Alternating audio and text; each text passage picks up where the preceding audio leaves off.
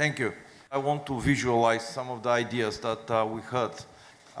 So this is the consumption of energy.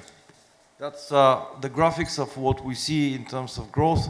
It is growing, and it has been growing. And Asia is growing more than Europe. But we're going to concentrate on what it is closer to our house, Europe, and then Bulgaria in the context.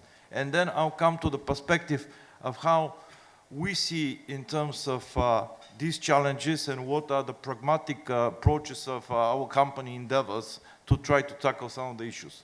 So this is another graph of showing the sources of production of energy. And we're seeing that the carbon fuels are still having a very large chunk up to date. Now, the prediction is much brighter. So everyone is saying we are going to be 50% renewable by 2050. Now, that's not necessarily the case and the take of some of the big powers. And I'll come to the usage of power in terms of the sectors that is being consumed, because 50% of the power that we use is actually to heat and cool ourselves. Pragmatically speaking, if many of the smaller enterprises or even households are taking the approach, we might get much better results. What is the production past and forecast of Bulgaria? Now, I believe this graph is wrong. If we are going to have a nuclear power plant commissioned.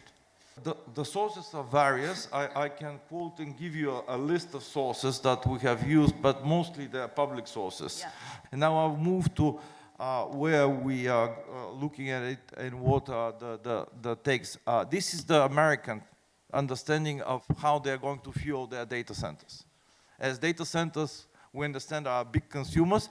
They're saying essentially we are going to create drill, baby, drill. So burn all the gas that we can get, and then we're going to construct some micro nukes around them.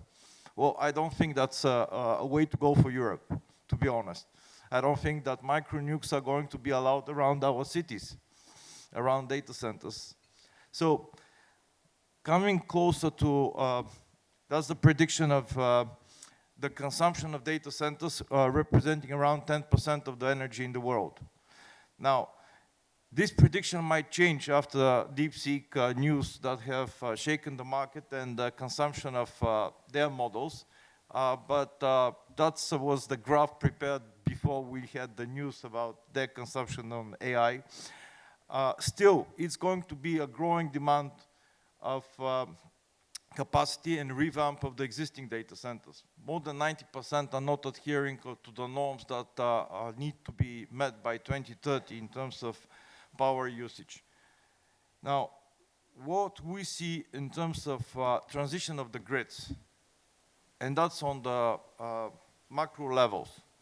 That's the grid today, and where the government was supposed to build every need and satisfy the demand of electricity by the consumer.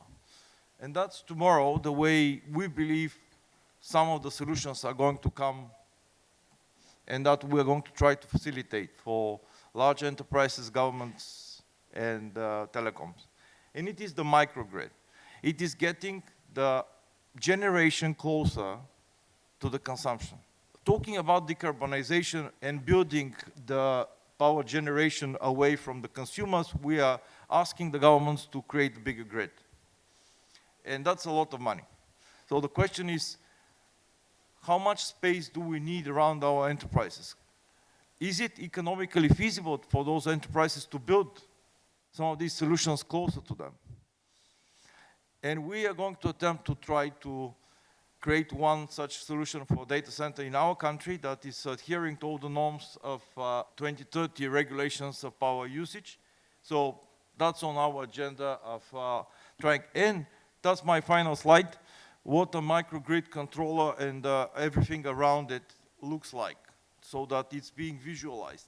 It's the thermal, it's the solar, it is the battery storage, which is very necessary in order to be able to have the balancing act.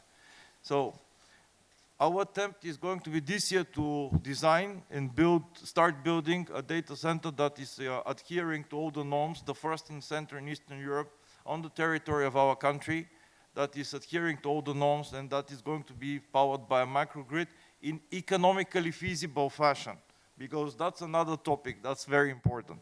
Talking about greenness and decarbonization doesn't need to be economically subsidized by governments. It might become feasible, and that would come through innovation. Thank you.